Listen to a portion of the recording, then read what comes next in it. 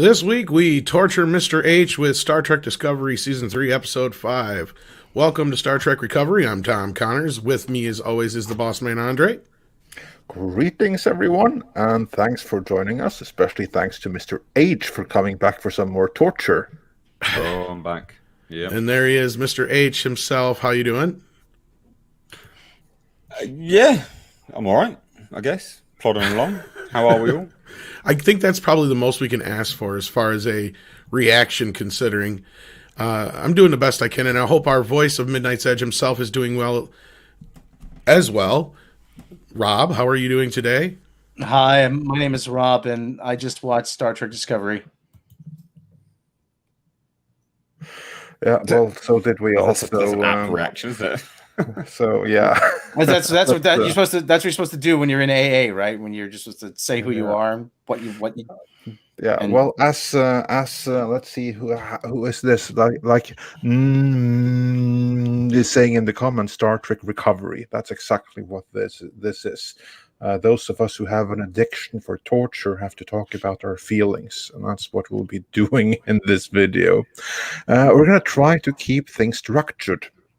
And normally the one who basically is the most organized of us is the one that's had the least time to immerse himself into all of this lunacy, and so still has some semblance of structure left. So, Mr. H, do you have some bullet points that we can start? You're going to hijack my bullet points again, do you?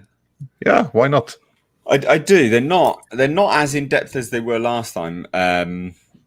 But I'm sure like you guys can kind of fill in the sort of blanks. I did a lot of like aesthetical absolutely. bullet points. Absolutely, but we want to hear what stood out to you as someone who has to those just joining. Mr. H has never seen Star Trek Discovery prior to season 3, so really interested to hear the kind of things that stick out to you in the order in which they appeared, and we'll fill out things as we go. Well, so look, predominantly, and I said this to you guys literally just before we jumped on here, is that this is like most of these bullet points are all about Mickey B, because it was the Mickey B show today. Mm-hmm. And it starts off as well with a very convenient discussion between Saru and Mickey B, where I believe, and I don't know, but I believe Mickey B implies that she's going to be the only one with potentially family in this timeline. Is that what happened? Because she was asking about her mother. Am I right? You're not 100% wrong. Because she says, you know, she's like, oh well, you know, I need to go and find out some records about my mother or something like that. And Saru was like, oh yeah, about your mother. And I'm like, is she going to be alive? Yeah. Is she the only one with family that's alive? She's probably going to want to try to find out what happened to the woman that she calls mother. Now, remember, in previous iterations of Star Trek, that Spock is really, really close to his mother. Yes. Yeah.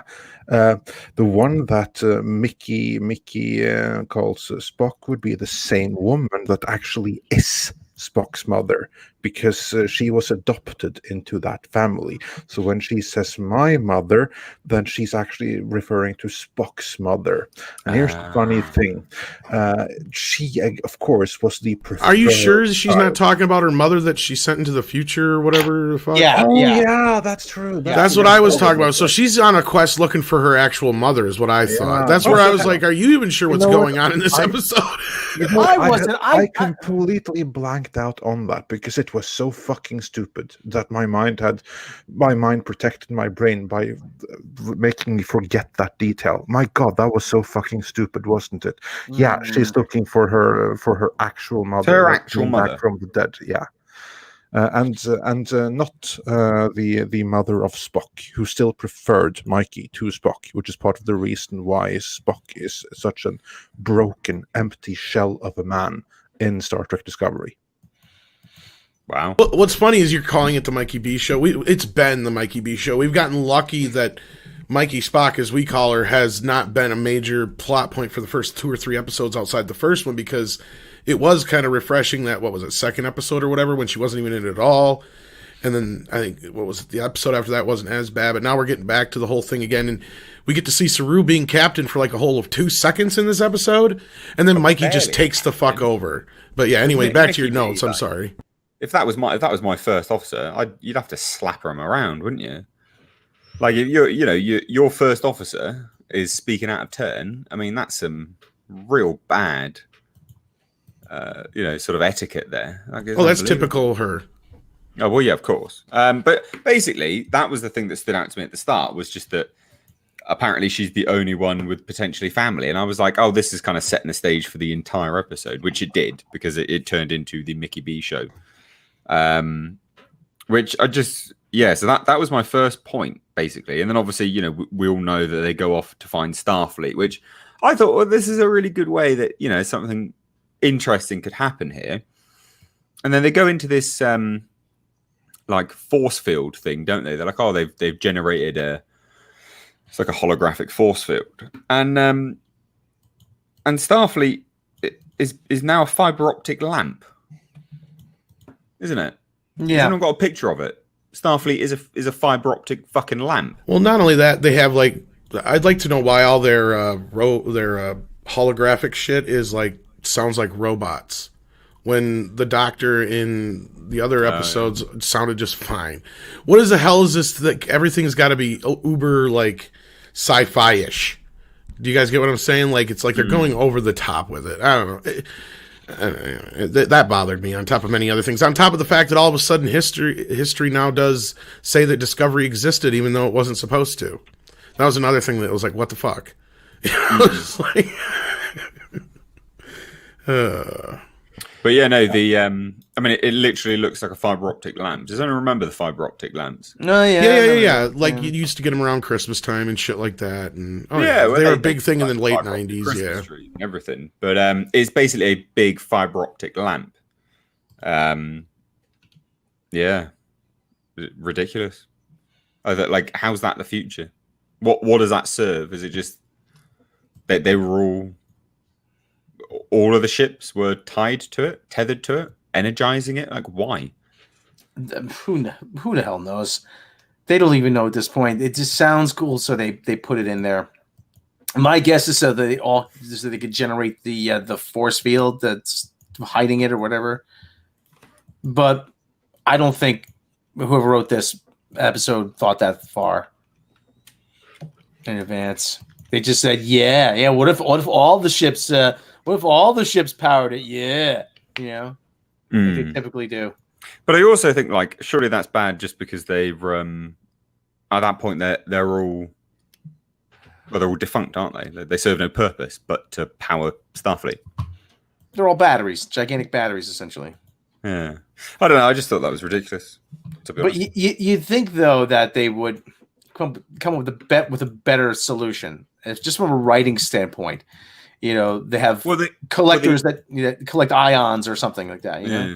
Well, they did, but they also didn't. So visually, all we see is fiber optic lamp Starfleet. Mm-hmm. But in dialogue, they're like, "Oh my god, that ship's made out of organic matter. That one's made out of holograms. That one's made out of..." And you're like, "Okay, well, show me them then. Fucking show me them." I didn't have the budget for that. And we didn't. We're just told. We're not shown. I mean, that's lazy. That is lazy as fuck. Mm-hmm. Yeah, absolutely. Show, don't tell. Violate. Yeah. Before we tell or show anymore, we got a super chat from who says, "Hi gents, STD engineering theme and methodology dysfunction is the team, justifying why they don't act professionally, and yet the episode closes with Saru warning Michael Burnham about unprofessional comments." Yeah, that's what you get when you have a writing room that is full of unprofessionals, because these writers are, if they are talented in their own right, they're made incompetent by whoever is running them. And there's so many examples of that in this episode, because my god, yeah, like that was one thing. Like this, you had like the whole star fleet that has, or rather the Federation that has changed so drastically over the past 1,000 years. You know what I think that whole thing is like an allegory for like how everyone is now isolated, and the Federation has become like not trusting of strangers and everything. I think that they have like a message with it. Now, correct me if I'm wrong, but what I think that they're trying to do, they're trying to like these episodes, they knew that this was going to come out around just this time, around the election time, right? I think that they timed this so that now we can look back at the last 4 years of our history and parallel that to what has happened to the world and the Federation and all of those things, and look at what we have become, and let's get back to what we were before. I think that's kind of like the subtext of what they're going with here. I'll tell you what I'm fascinated by is just like getting way off topic a little bit, but I do think it's worth a discussion, because a lot of these shows have have had their very much Orange Man bad sort of scope for quite a while. Whether you are pro Trump or not, like, it's kind of redundant, but a lot of these shows have had that slant, right? We can all kind of agree with that. But I do wonder now what their focus will be, because they can't just continue down that, surely, because that would just be, yeah. Like, I was thinking this the other day, like, what are all these shows going to do now? What are they going to focus on? Well, that will be. I was about to say that will be interesting to find out, but it won't, will it?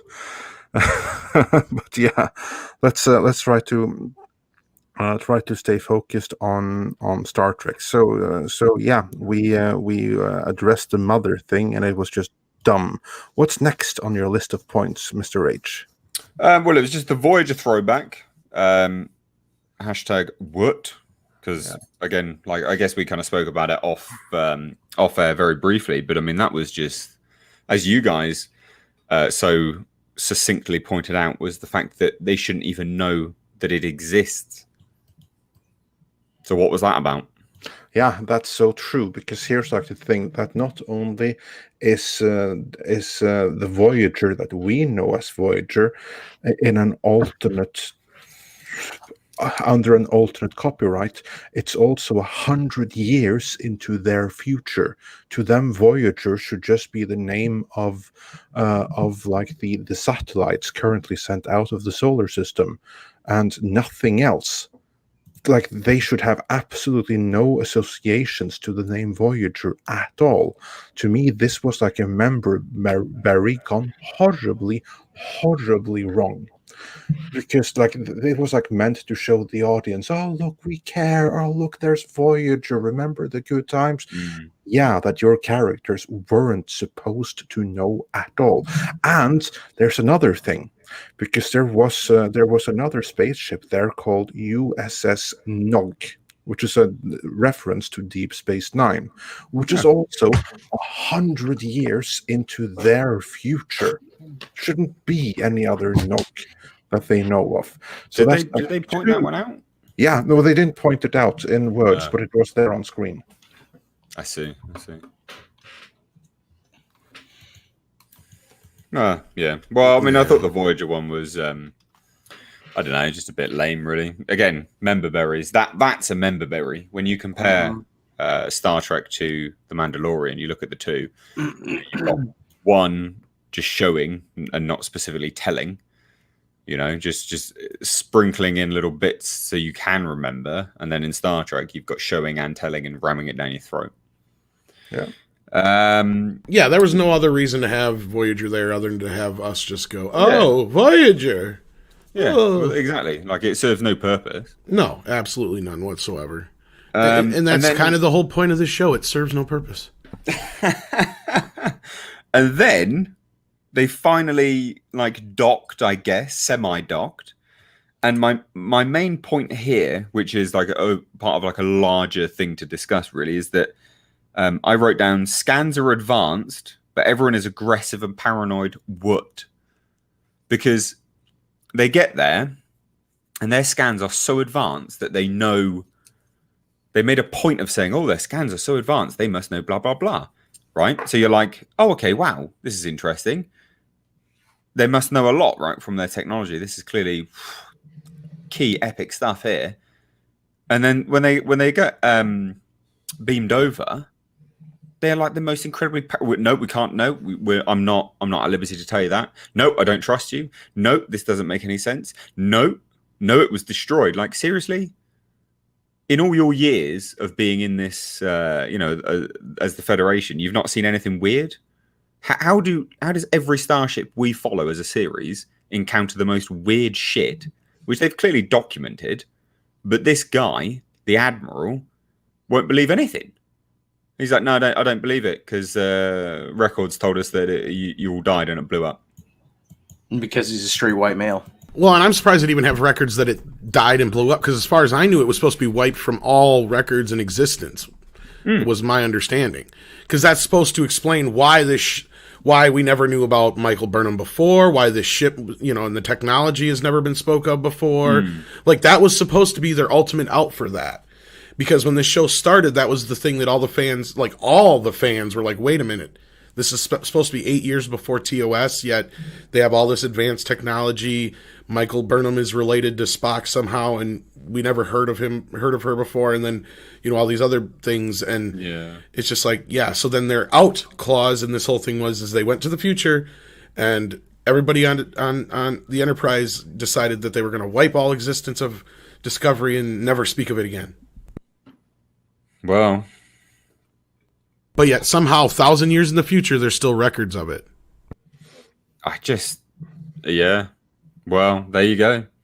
Apparently it got destroyed. But anyway, I just think it was a really weird. Again, it's how the writers go around like painting Discovery versus the Federation for that part of the show. I was just like, this is weird. And I even wrote down, it's clearly the Federation versus Discovery at this point. They were like trying to go behind their backs and trying to steal stuff. And I'm just like, Christ alive. Like, what is going on here?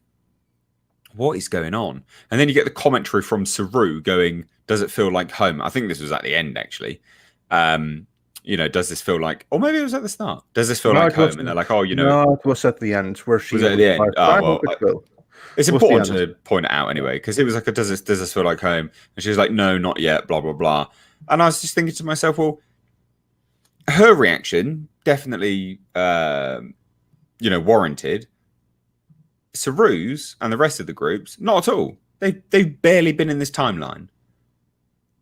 Like, for them, it was like yesterday that they, went through the wormhole. Like we said this the other day, didn't we? When we did, yeah. To them, it's been a couple of days, and remember, they gave up their entire lives in where their family is concerned and everything. They effectively died and were lost in the service of in the service of Starfleet. Only Starfleet won't acknowledge them because all records were wiped out. So they just we never heard of this person. So like, it must be horrible for the families that are still back left there. And they did it all because Michael Burnham is so incredibly, incredibly awesome. And of course, the question then is, are you okay, Michael? Does it feel like home for you? Screw everyone else. They're all just a bunch of NPCs. But are you okay, Michael? It's so let's move on to your next point, because I'm sure we're going to get to more Michael discussion later. Well, yeah, so the next point is just so I wrote down plant vault and a predator cloaked, right? Because obviously they had to go and save the day by taking Discovery off to what was it? They found out where these aliens had got sick from. But you can't go back there because they don't know what plant they would have eaten or something like that. But then that didn't make any sense to me anyway. Holy shit! I gotta stop a second. That was David fucking Cronenberg. I thought it was. Yeah, it looked like him. Hey, What the fuck is he doing in this? The guy with the glasses. That's David fucking Cronenberg. That is? Yes, I knew it was him. You know how I knew it was him? Jason X. Oh, are you talking about the dude who With the fucking glasses, yeah. All I kept thinking during the interrogation scene where they kept cutting to different crew members was, hey, they stole this from Archer.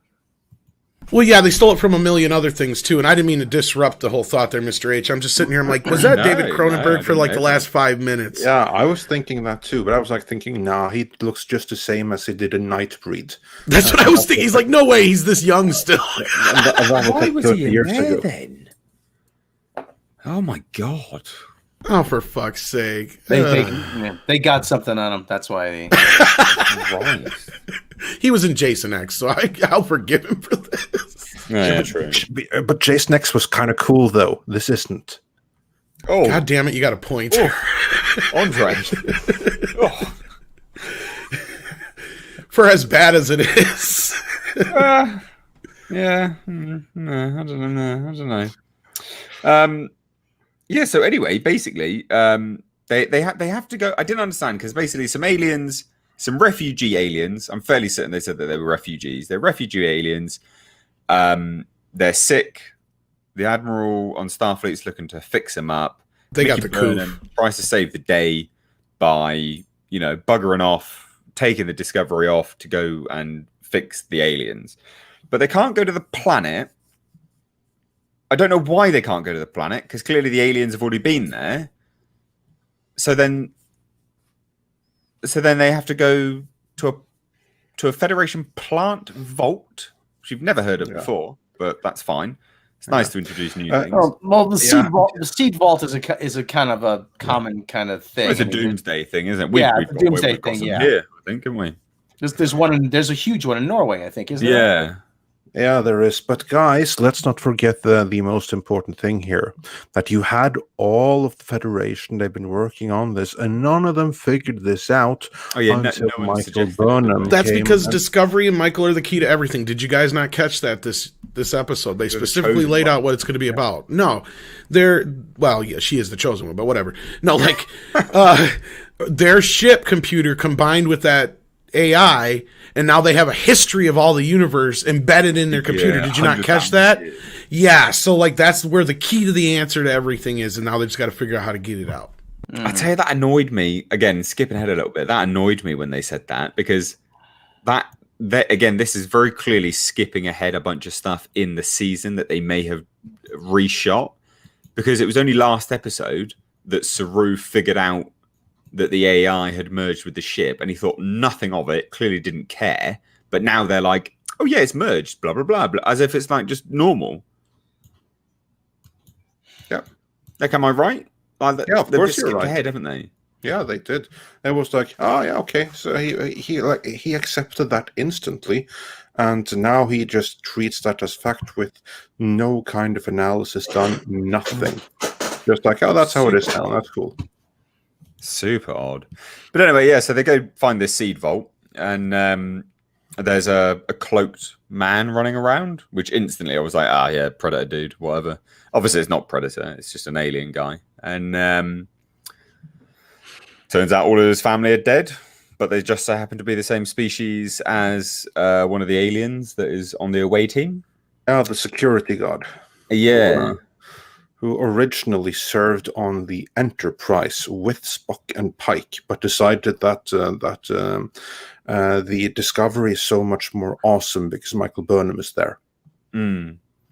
Oh, come on, it's Mickey B. You can't hate on Mickey B. Mickey B's the best.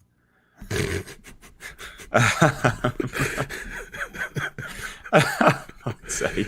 Oh shit.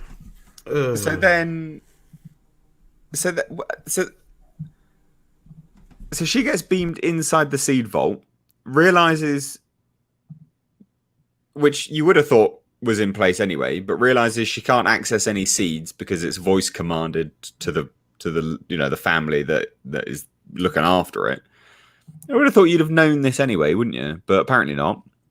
And so they must capture this guy, this little, fake Predator dude, and he's not willing to. I couldn't catch. So he's phasing because he got caught in a radiation stream whilst he was being. While he was in the middle of beaming, because when that happened, it was like a solar coronal ejection or something to that end, which is like an actual thing. But anyway, in the second that happened, then he was beaming, so he phase shifted, whereas everyone else were just like instantly killed. I mean, and this is probably a good moment for me to mention one thing that really, really keeps bothering me now that they're in the future. Is that they continue to have Discovery's crew figure shit out that these people who are 1,000 years advanced cannot. Yeah, it gets really bad writing. But they're like, but we're a science vessel. It's like, but there's probably a fucking million science vessels right there.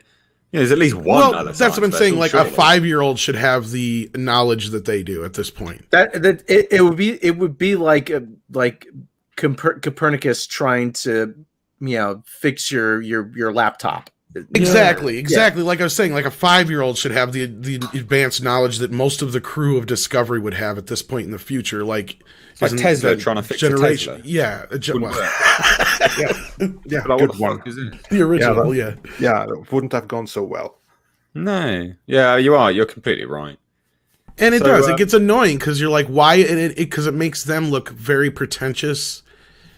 Which they continually do anyway in the show. But I mean, it makes Mikey that much more important because, she's going to figure all this out. On that note, weren't they supposed to be trying to keep the spore drive a secret? Originally, they don't keep track of their own shit. Now. Get me that spore drive. We're going to co-opt it for the whole Starfleet. I'm like, what? They might as well just put big blinking neon lights on the side of the ship. Spore drive, spore drive, spore drive. It's just, but like everyone knows about it now. So they were genuinely trying to keep it a secret, weren't they? Yeah, they were to begin with. And they were in their own timeline, but figured out it doesn't matter now. Yeah. I was just going to say the same thing. Like it never fucking mattered before. Right now they're like, well, we've got the spore drive, so let us do it. Give us the power because we've got the spore drive. Like, Christ, shut up. No, give her the power because she's Mikey Spock. It's the power of math. But I like science. So then so then they have to, get this guy fixed from his phasing, which all they do is beam him again, and obviously combine it with something. I guess I don't know. Yeah, that's easy fix. Quite an easy fix for the powers that be there. And Natasha's right here. It is the power of boobs, but not breasts. Like boobs, like idiots. Oh yeah, boobs. Boobs. And then he begins to. This annoyed me so much, and I'm sure it annoyed everyone watching as well. Is that he then, he's not willing to leave, or he's not willing to help because he's, he's mourning the loss of his family. I admit, the other guy. I'm on side with that, absolutely.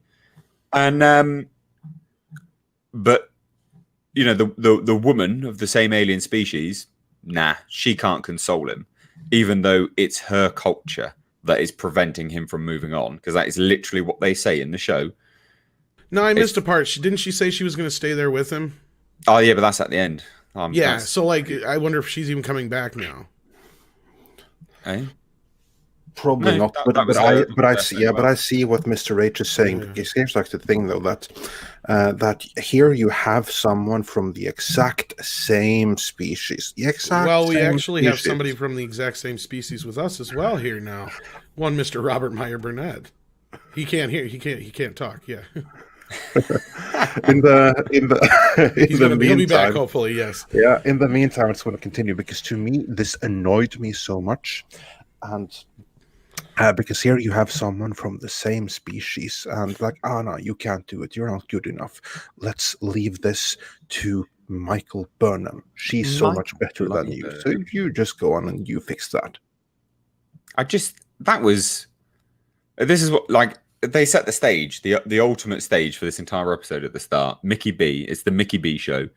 I was like, Michael Burnham needs to save the day because member of own species can't do it, but Mickey B can. Good afternoon, sir. What the fuck was the shit that we had to watch today? Oh my goodness, sir. Now you know. Oh man. What an entrance. What an entrance. Let me just say, why wasn't the entire episode about David Cronenberg and Michelle Yeoh? Yeah, that was the only interesting thing. Honestly, I'm like, yeah, let's watch this show. Yeah. Sorry, my Is that dog's hurt. Tallulah or Tallulah, That's Gilbert. Tallulah Gilbert? and Gilbert. Oh, They're Tallulah. both here. They Yeah. feel my pain. Well, they know I mean- it's time for you to feed them. The dumbest bee story ever. We just get back to the Federation, but let's go find some seeds to cure a disease. I mean, unbelievable. The show's made by a bunch of stoners who like mushrooms and pot, evidently. Michael Burnham is telling the CNC of Starfleet what he can do with himself. Yeah. Chain of command. I mean, it's this episode. The show's peak millennial. Yeah. It's all what I feel. It's all what I want. Forget Pags. the chain of command. I'm the coolest person in the universe. It's what they are, man. They're pags. Yeah. On that note, Old generation. Mr. Burnett, allow me to introduce you to Mr. H. You might have seen his reaction to. I watch his Dr. videos Discovery. all the time. I love your channel. Oh, wow, I'm humbled. That's not something I would have expected, but thank you Oh, very I much. love you. Are you kidding? You're one of my. You're one of my. Whenever when I turn my TV on and I get my YouTube, I always get your new videos. Oh, well, thank you very much. That is incredibly humbling. Thank you. I love them. I remember you. I think when you joined up with was it Collider? I think at the time. I'm pretty certain. Yeah. I was with That was I like was 2-3 there years ago now. Yeah, I was there I started in 2015. I was there for 3.5 years until John. Yeah, Schmidt no, so passed. that's when I was first introduced to you. Actually, it was way back in 2015. God, that is gone. That is So 5 fast. years. Christ. That makes me feel old. But Robert, no, I love your videos. Robert, Well, thank you. Robert, I don't think your mic audio is coming through. I think it's coming through the camera audio. Oh, is it really? Hang on. Yeah. Yeah, you know what I did? Yeah, I think there was an update or something. Oh, now my dog's going off. Geesh. My dog pulled out. Oh, jeez. Your dog. Oh, no, hurt I- you. I got rid of Robert Meyer Burnett. What have I done? Good job, Rob. Good job. You know, That's it, he's gone. I got to do this just because. I tell you what, you're all really lucky. Okay, you guys have to go. There My you dog go. You would sound have to beautiful go. now. There we go. I think my dog would have heard it as well if it was Yeah. nearby. Oh, he's opening. Oh, he's letting the dogs out. Okay, gotcha. Well, we have an answer to the age-old question: who let the dogs out? It was Robert Meyer Burnett. And since you drove him off, Fired. You're unfired. I need you. Come here. Hang there on. you go, Rob. Yeah, I'm just. He'll be back. Jetson, you're fired. Oh, while we're waiting for him, do you want to catch up on these super chats real quick? Yes, absolutely. We just got one from Sister Harrow saying, "Hey panel, small tip support to support YouTube indie content." Oh, I thank you. We Thank you. really appreciate that, and we appreciate your continued support, Sister Harrow. Thank you so much. And a bit earlier, Favorite of many channels, Sister Harrow. yes, and a little bit earlier we had Jan Michael Sudlev, straight know if you can from hear me. Poland. Now we can hear you. Yep. Yeah, who says, remember how they promised a Star Trek show where a bunch of kids steal a starship? I think Discovery might be the show. Well, that's actually the Star Trek Prodigy or whatever that's coming to Nickelodeon. But yeah, I hear what you're saying. That does kind of fit this narrative as well. Yeah. And Cedric Taylor 08 says, do you feel the new Pike show is dead? Oh, no. don't count that one out just No. yet. Don't In count it out fact, just yet. I've said it time and time again. That show's going to happen because it's the cheapest thing they can do. And I'm starting to wonder if it's not going to be something they're going to really use to push Paramount Plus with. Because they basically already have the sets. They already have the costumes. It's already pre-casted. Yeah. And we've heard other things, and we've talked about it before. This is supposedly Akiva Goldsman's baby, and he kind of did it underneath Kurtzman's nose, from what we heard, rumors. And it makes kind of sense considering there's not a strong female lead. It's something the fans actually kind of asked for after the fact because he was the only character that anybody liked on the show at that point. It's cheap. That's the other bottom line. It's not going to cost them nearly as much as Discovery, I don't think. What do you guys think? I know, I agree. Yeah, But I also, do. I don't think Kurtzman's not out for a while anyway. Have you seen that they've cast Clarice for his Clarice? Yeah, I Starling? saw that. Unbelievable. Like he's not going anywhere. No, Like, there was something that happened, but it was all resolved. he's got some dirt on someone, hasn't he? That guy, seriously. Like, It's- how does this guy keep No failing? worse. Yes. I Like, think how- he's how moving can you do away this? from Star Trek and into other things is the whole point I was getting Yeah. to. I think just Goldsman is ridiculous. kind of more in control now, but You know, what's really frustrating about that was, you know, Brian Fuller tried to get the rights. What they didn't have the rights to the novel Silence of the Lambs when they did Hannibal. And what he was trying to do for the 4th season of Hannibal was to get those rights to retell Silence of the Lambs within the Hannibal universe. And the fact that Kurtzman was able to get them and then go off and make his own Clarice Starling show Without Hannibal. is such a slap in the face to Brian Fuller. Another one. Another slap in the Yeah, face. it's just such a, like, I can't even imagine somebody doing that, especially because Hannibal is such, in my mind, it's such transcendent. It's the best Oh, it's horror superb. television show that's ever been made, I think. Oh, Yeah. for sure. Absolutely. It's amazing. I love it. Yeah, it's and to do it that, and Brian had it all mapped out, and it's almost like they did it out of spite.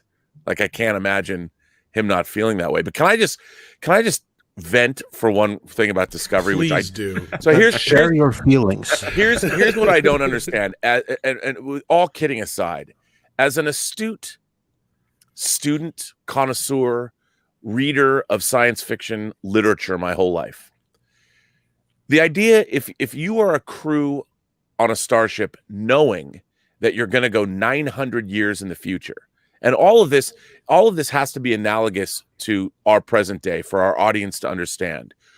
Imagine if we were in the 10th century and you were going to jump forward to the 20th century and how different things would be. Would you ever presume to tell somebody in the 20th century how they should do things, how they should run That's their lives? exactly what I was saying just before you came in. Exactly. Actually, Yeah. Well, and I look at this like you have, by the way, I loved Oded Fair as the commander of Starfleet. I liked his costume, his uniform. I like that character, and I like what I saw of Starfleet, even though I don't think it's really Starfleet. But that's But did you like the fiber optic lamp effect? well, yeah. The design work on this show it drives me crazy. But the arrogance of these characters, every place they walk into, they act like they know what's up, and nobody ever, like, I don't understand how they're hop, skipping, and jumping around the universe thinking they know better. And of course, the B story, like finding this seed ship, they have all the seeds of every planet in the Federation, and it's somehow been swept into an ion storm. Why would you have such precious cargo in a small ship that can't defend itself from a solar flare in the first place? That seems pretty dumb. Why isn't that seed repository in Federation headquarters? Yeah, Where they why? It doesn't Or make why is it only one? Right? Like, why wouldn't they divvy up all those seeds and put them in 30 or 40 different places? Like, all over the place. And this idea that the burn has now become a generic excuse for why everything doesn't work. Well, the subspace relays don't work anymore. Why? MacGuffin. What do they have to 100,000. do? What do they have to do with dilithium?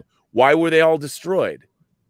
And he, do you have any reasons? What do you think happened with the burn? Well, I've got my suspicions, but I'm not going to tell you what they are. I mean, it's such a weird, that's like, classified. the thing with David Cronenberg and Michelle Yeoh, the conversation they had about the mirror universe and how they can tell that she has something different in her brain. All of that stuff was really, really interesting. And it seemed like that was the science fiction show that I want to be watching, where everything else, it was another episode that ended with Starfleet officers crying as they embrace one another. I mean, I don't trust these people further than I can throw them. And then dysfunction is how we function. Oh god. There's no chain of command. Saru keeps getting undermined and talked over by Burnham. I don't even know why does he put up with that? I can't watch a show that is Absolutely. People, wouldn't they? It absolutely. But come into the ready room now. Well, she's in there even barking orders on the fucking bridge there in that one part. yeah, and they have like these Starfleet observers coming. That woman comes on board and is, oh, you guys do okay. I mean, these are people. It would be like, what would somebody from 1,000 years ago have to teach us about anything? What would, and why wouldn't the first thing that they would say is, okay, here's Starfleet. We have a spore drive that if you could copy it and duplicate it and put it into all of your ships, you could solve all of the galaxy's problems in one fell swoop. But you could probably solve them in one day because you could get everywhere in an instant. You could get everywhere in an instant, reestablish the lines of communication, and this idea that they would push back against this. Oh, we don't have any records of the spore drive. Well, but you have a ship with the spore drive. Right in front of you. You have records of Discovery. Did you notice that too? Yeah, yes. Even though they're not supposed to. I mean, yes, they know everybody, and it just doesn't make sense. You download everyone's logs. The Discovery itself has kept a record of its journey. It has a record of its spore jumps. I mean, it's so, you watch this and it's maddening from a science fiction perspective because none of it is thought through. Well, speaking of sorry, go ahead. No, it's aggravating to watch. I was just say, speaking of thinking it through, we have a resident script doctor here with us who could probably give us some answers, or probably not when it comes to Discovery, at least in the writing department. Hello, script doctor. Welcome. Hello. Thanks for the invite. I just finished watching that episode, and you sound like we all do, man. Robert Meyer Burnett, that is, came in here just firing on all cylinders. He was upset. I get that. I really do. I mean, what did you think? You know, you get to the Federation, which would probably be the most interesting element of being in the future, at least for audiences and fans of Star Trek. And what do? They come up with some weird, strange B story to take up most of the episode. Yeah, they basically said, okay, here's a new setting of the Federation. Let's not explore that. Let's just go on like a mission to find some seeds and cure this alien species because that's priority right now. I would say if this wasn't a story where Discovery is trying to relearn what the galaxy is like, that could probably work on its own. Sure. But it just felt like it's pushing off the inevitable. It's like they have an idea of what they want to tell, but they just don't want to tell it now because then they'd be done the season, I think. And they're trying to push it off for some more things to tell, or basically, this was an episode that was like, oh, the actress that's playing Nan, yeah, we're firing her, so we're just going to write her off the show. Yeah, I thought that too, yeah. And on top of that, too, really now correct me if I'm wrong, I'm pretty sure the word mitigation does not mean circumstances, but they're using it in the context that they're at circumstances, and it's not the only show to do this. You have Mandalorian did this mitigating last week as well. circumstances, but you don't. What? No, mitigation. Yeah. What? No. Yeah, I It didn't even means catch to that. alleviate, reduction, reduce, but there's like, they just use the word, and I don't think they understand what it is. I get I don't what know you're if saying. that's written in the script or if the actor is I saying didn't it even and they just catch didn't that. cut it. Where was that? That's when Nan is trying to argue the irrational idea of the man wanting to stay and die with his family. Right. The mitigation of the species or something. They said yeah. Okay. But it wasn't even like that. It was like the mitigations. I'm like, what? Yeah, okay. Well, there was a lot of shit that just made me kind of... There was a lot, what? yeah. And I agree with everybody else. Pretty much the Cronenberg scene was the best. But I think I figured out where this season's going, and they gave it away in this episode script. And basically they say, like, that AI thing that combined with Discovery, they have all 1,000 years of history in the ship. And all the answers that everybody needs are in the ship. That they're just absolutely fine with now, despite the fact that the last episode they'd only just realised that the ship was clearly going a little bit mental. But again, they're becoming sentient, yeah. Well, I want to know the what they're doing with Michelle Yeoh's character with Georgiou, because like you can now thwart holograms by blinking, but clearly there's something more going on there. But also, she was catatonic, wasn't she? Yeah, like is she really her? Yeah, is it some sort of like pin art, as Mr. H would say, pin art android that has come in and replaced her while she's maybe the AI kind of infected her when she was beating the hell out of it. Something. I mean, and they tipped their hand, I think, pretty heavily there. But well, even there's that and the lullaby too, right? Right, and whatever that is. God. And unless the we're in lullaby is somebody's an AI head. code that Lullaby. infiltrates other species and takes them over. Because I said him, I released my review at 9:00. And I said in my review, I was like, if they somehow connect this goddamn lullaby with the burn, that this thing caused the burn at just the right frequency and was sent from fucking aliens, that would just, because that's where I think they're going with it. Yep. Because it's what they laid in at the end, isn't it? They were like, oh, so how did they know about this tune? Mystery box. They've never been here, no. Oh, okay, then that's a bit weird. They evidently saw Battlestar Galactica. Well, yeah, everything is from somewhere else. Yeah, on this show. I mean, what's so interesting is like, I keep thinking about science fiction novels like the Foundation trilogy or Dan Simmons' Hyperion or any Dune, or any of these the canonical great novels of science fiction that deal with, or anything Peter Hamilton has written about the 1,000 years of civilizations being built. There's so many great science fiction novels that they could look at for source material to write something really compelling about the future. But instead, it's so reductive, the burn. Literally, when everyone says it, it sounds so dumb. That they've given this, and it's become an all-encompassing. It's not just the burn. It's not just dilithium exploding. What does dilithium have to do with subspace? So they say that, is it? Like there's I mean, it's become this all-encompassing thing, and also how bad off really is the galaxy with all of this? Earth looked fine. The Federation has all of this incredible technology. Trill looked great. What's that? Trill looked great. Looked like a paradise. Yeah. And so what's really they have not credibly established the fall of the galaxy. It's like, okay, the phone lines went down, and we don't have faster than light travel. You're asking us to believe that FTL drives are the same 1,000 years from now as they would be in our time? It doesn't make any sense at all. I mean, if you look at how technology progresses, the Romulans used artificial singularities. The Borg used their transwarp corridors, whatever. And it's 1,000 years from now, and they're asking us to believe that. I mean, come on. Well, not only that, but like this is supposed to be the same universe as Picard, isn't it? So we've already seen them dissecting Borg technology. So they actually trying to tell everyone that they didn't get any of that technology at all. They didn't retrofit it onto their own or sort of reverse engineer it, or no, of course not. No. Just crystals. Got to work on crystals and shrooms and stuff like that now. And when she was talking about the one-time crystal she had left in her red angel suit, and she sent it back through the wormhole with a self-destruct signal, I'm like, why would you do that? Look, yeah. Why? And if they want more time crystals, go back to that Klingon moon. They harvested them all the time. Right. I mean, the Discovery could do run and gun missions to all of the Federation homeworlds, Vulcan, Andor, Teller, find the founding members and see what's up.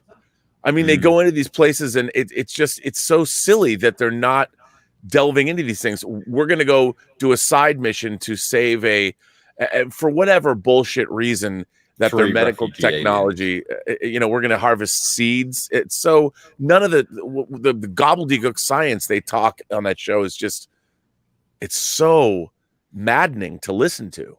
Well, it's also a big contradiction to Star Trek itself, because Burnham says in the 23rd century they had all the seeds in the galaxy. It's like, you haven't even discovered 6% of the galaxy by that point. How could you have all the seeds in the galaxy by the 23rd century? Like, they're not even paying attention to their own. I mean, this is done repeatedly throughout their entire series. They don't pay attention to their own canon or their own established details that they put into their series. Yeah, exactly. Right. And as we pointed out before, the two most esteemed guests pointed in, like, there's references to both Voyager and to Deep Space Nine. And they're like, oh, the Voyagers, there've been like 7 generations of development. Lady, the Voyager was 100 years into your future. It should mean nothing to you, other than the name of these 2 spacecraft that are sent outside the solar system that you long since bypassed anyway. Voyager should mean nothing. So that's like something. Yeah. Could they screw it up anymore? Well, then you had to have Tilly make her little comment. Oh, I'd love to hear their stories. Well, yeah, they were so giddy about finding the Federation. I just couldn't believe it. I mean, it just felt like I think they were trying to make that like a tension reliever, but just did not land for me at all. I'm like, why are they acting this way? Like, why aren't there any signals? Why aren't there any communications? It's all just done through text message and then beaming away, and then they start smiling and clapping or stuff. Like, what is going on here? Well, you raise a really good point. Is the fact that for people that were massively paranoid, disbelieving of everything the crew of the Discovery were saying, literally they didn't believe they were who they said they were. They allowed them entry into Starfleet headquarters. How? Yeah. Why? Because the moment they got there, they were like, "No, we don't believe you. No, you're not cleared for that. No, we can't tell you this. No, you're not. We need to debrief all of you and break up your crew." I'm like, what the? Actually, it should have gotten straight to the debriefing and been like, "Wow, we didn't know you existed. Yet everything of our scans tell you don't belong in this time. So we have two issues here. Number one, you kind of violated the temporal Cold War law that we have. But number two, you're kind of stuck here. So because we don't know how to send you back." And they didn't really explore that. They just kind of brought it up and then discarded it and said, "You're classified information and we're going to separate you." I had another massive issue with that as well, because as established in last episode, they now have a Trill among them, a Trill that has the memory of not just that one person's lifetime, but basically like someone that's been in that time frame for the past 7 generations. Right. What kind of debriefing had the Trill given to them? Nothing. Like the Trill obviously knows a crap ton of the state of the galaxy. They didn't say anything. I've been thinking that too. Once Adira got her memories back, I would have sat her down and had her like tell stories to the whole crew about the last 500 years of galactic history. And clearly done that while on Earth. Well, yes, absolutely. And also, like, we have the conversation with David Cronenberg in this episode where he knows all about the mirror universe and says there hasn't been an incursion in 500 years or whatever, and has all of this information. I mean, he, to me, and everything that he knows was the most interesting person. Like, you want to hear all of this stuff, and they went off on this side story where you're like, wait, and they just want to, it's like, we want to end this story with another one of these emotional beats where we have people crying in each other's arms. And it's surprising to me that they don't understand what their audience is interested in seeing. I mean, and they keep playing these same emotional beats over and over and over again, just in different contexts.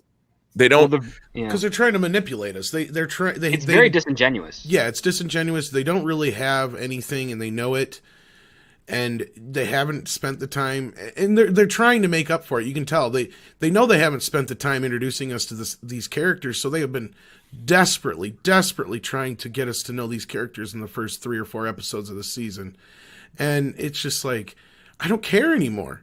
I really don't care. Just like the whole ham-fisted idea with Transley Crusher last episode. It was one of the most forced things I've ever seen in my life.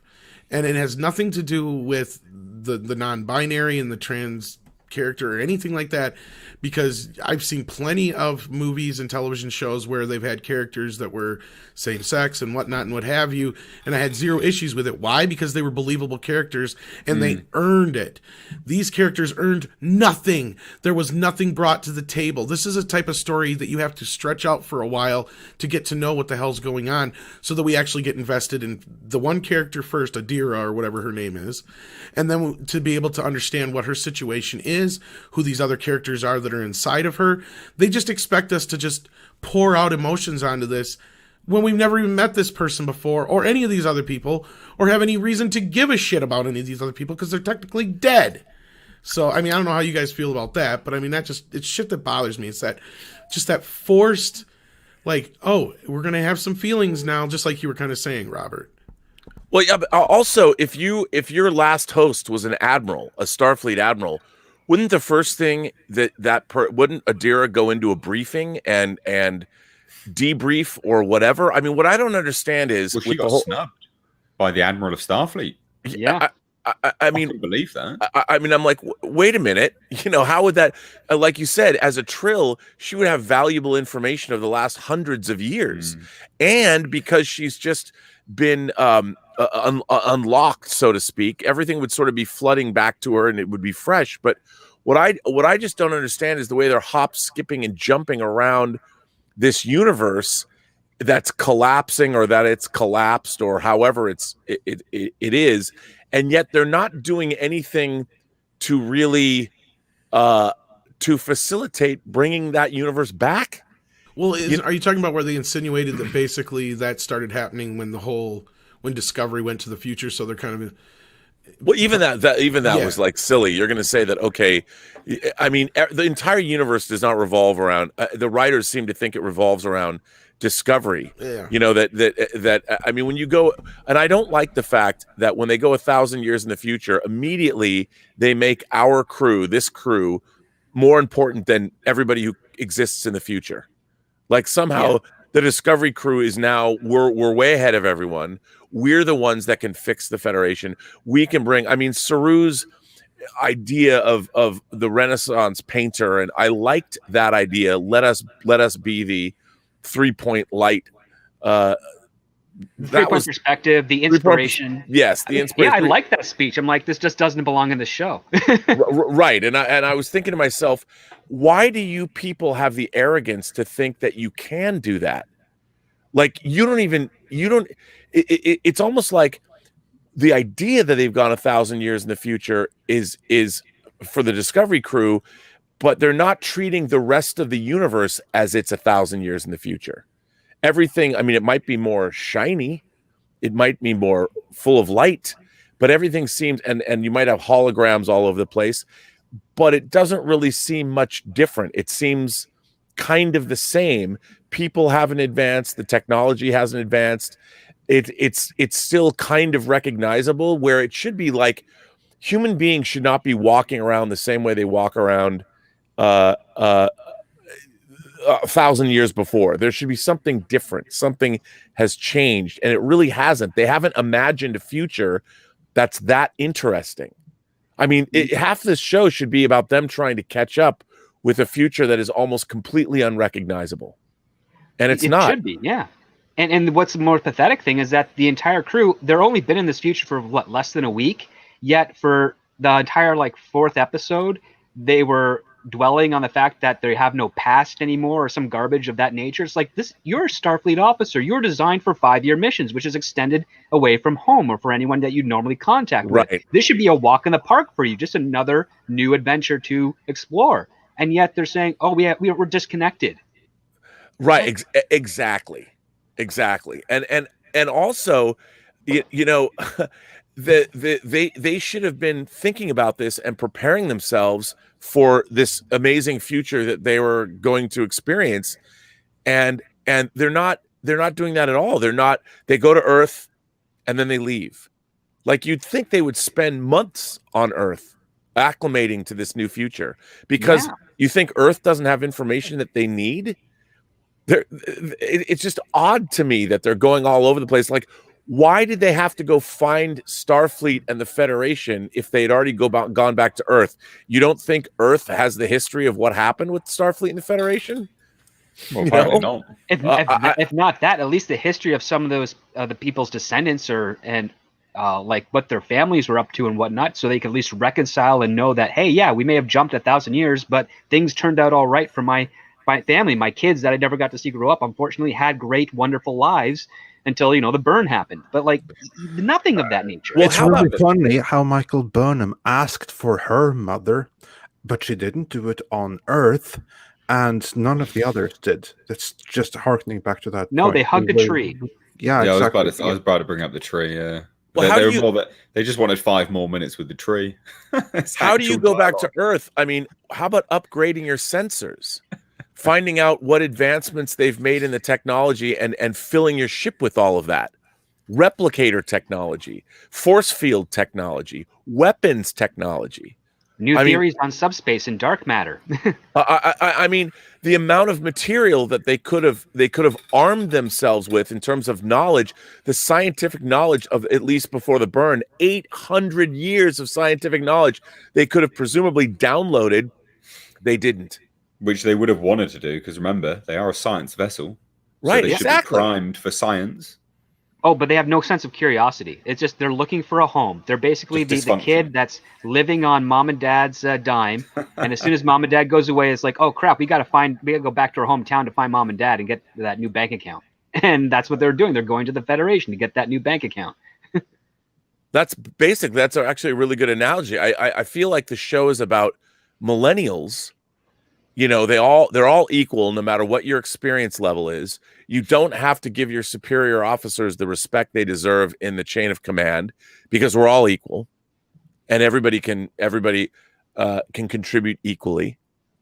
And I watch this and I'm like, I can't believe it. I can't. I try, but I don't. I'm like, what world do the writers live in? What universe do they think they're writing about? I don't know, but it's weird because they're not even millennials writing it. They're Gen Xers. Yeah, I know. They're in their mid to late 40s and early 50s, with no disrespect to anyone on this panel that is in that age. I actually respect my elders, but I can't respect these particular ones because they're just pathetic representations of their generation. Well, I will say that these particular elders do not respect their youngers because they treat their youngers like they're complete and utter idiots by how they write. Well, yeah, I mean, that's the problem. I think the writing is not smart. And no, that's it's what the bothers Dunning-Kruger me. effect. Yeah, it really is. And I don't understand it. Yeah, it is a conundrum. And while we ponder that, let's go through some super chats and hear what you all have to say in the comments. So it's going to take a minute to do that before we have pondered enough and carry on the discussion. But in the meantime, we had Christian Sander sending €2 saying, again, thanks for not making me watch STD. Yeah, no, we watch it so you don't have to steal another famous YouTuber's catchline. And Dr. McLevoyd sent us £2 British. I do not see a message here, so I think it was just a tip. Yeah, but thanks anyway. Much appreciated. And Yetsevich sent us €5 saying, don't know if Saru is still a good character, but Saru and Pike are the only interesting / good characters. Yeah. Saru has it's difficult to agree with that. And then we have difficult not to agree with that. And then we have two back-to-back from Captain Hare. First one says, STD makes too much sense. We need more confusing plot points. Make Mikey Spock part Andorian randomly. Reveal Saru to be a secret cyborg. Yes, just to make us all suffer more, you mean? Well, it would be different if they were confusing because they were actually clever in some way and we have to kind of figure it out or piece something together. No, this is just dumb writing. Yeah. And it makes no sense and it's confusing because it's just stupid. Exactly. But on to the second super chat. Captain Hare also said, how long after STD ends do you think Sonequa Martin Green blames everyone but Kurtzman and Co. when her jobs dry up? I don't think she's fine. Dry up. I mean, she's still got acting experience prior to Discovery that people know her for. I actually think she's a good actress. I think that I really like her. I like her presence. I think she looks great. But the writing for her, they're literally writing her as a messiah. Yeah, exactly. I mean, they really are. They're writing her as like almost a Jesus coming into amongst the people, and it's really odd. It's a bizarre. I almost feel like there's like a bet within the Discovery crew. It's like, hey, let's see if we can just encourage Burnham to do this, and if she pulls it off, great. But if she doesn't, we can laugh at her later. Because Culber, in 2 episodes back to back, has told Burnham she has to take the charge and solve the problem when she's not qualified. Well, that's just it. I was just going to say that, like every single episode, and we're not even being hyperbolic here. Outside of the one episode she's not in, which the whole point is to find her. Which was the best episode. Yeah, which was the best episode of all the entire show. Every single episode, they have to have somebody remind her or the audience in some way that Michael Burnham is the bestest ever, and we're not even being hyperbolic. You literally have a line of dialogue in nearly every single fucking episode where they flat out say that, Michael, you're the only one. It only worked because of you. Michael Burnham, you're the bestest. Like, Well, that's in this one, she was the only she was the only one that could console an alien. exactly my family. point. And why the fuck was she doing this shit? Where was Saru? Again, same thing with the last episode. Saru is the fucking captain, yet she is the one who is constantly doing shit. If they wanted her to be the fucking captain, make her the goddamned captain. It's getting so stupid because I'm pissed off that Saru is getting sidelined because you actually have an interesting character there that they fucked over several times over now. And I'm sorry, I'm raging. I mean, at the end of every episode, he has to like reassert his like, listen, Michael, you know, you can't make me look bad. I'm like, what the fuck? Really? And you'd think that Saru would be the first person to want to be debriefed and find out everything about Starfleet. I mean, here going to Starfleet, whatever it's called. I mean, why are they not on a planet somewhere? Like, why are they in space? And why are all those ships creating a force field for them? Like, Yeah, like it's well, not like they're like thing, yeah, it's such a bizarre. It did look like the Enterprise J was there, but I thought that was kind of cool. I thought it was a Voyager. They had that too, and then they had. Did you see that there was the USS Nog? Yeah, again, harking back to my that. comment about the Voyager. Again, that should mean nothing. That should be like 100 years into the future. Right. So again, it was a reference, but again, to me, it fell completely flat on its face because it only goes to show that not only can you not keep straight with your own internal continuity and consistency, you certainly cannot keep straight with the prior canon. And it just felt so flat to me for that reason. Well, yeah, I mean, especially like you said earlier, the commentary about, it's 10 generations since the, I mean, like you said, the Voyager. 11 now. Yeah, the Voyager. The Voyager didn't exist. The Intrepid class, or whatever, didn't exist until 100 years. What is it, 2379 or something like that? Yeah, I mean. And this individual is quickly becoming one of my favorite super chatters, not just because of his name, but he always has delightful comments. Here you go, Andre, since you say it best. Yes. Says Adira equals a deer in headlights. A deer in headlights, exactly. Like, I mean, you'd think that with her unlocked knowledge, she would suddenly become one of the most badass characters on the show. But she's like insufferable. Well, no, she's. I mean, she's still this emo. I would think what would have been cool is if she had become this very take charge.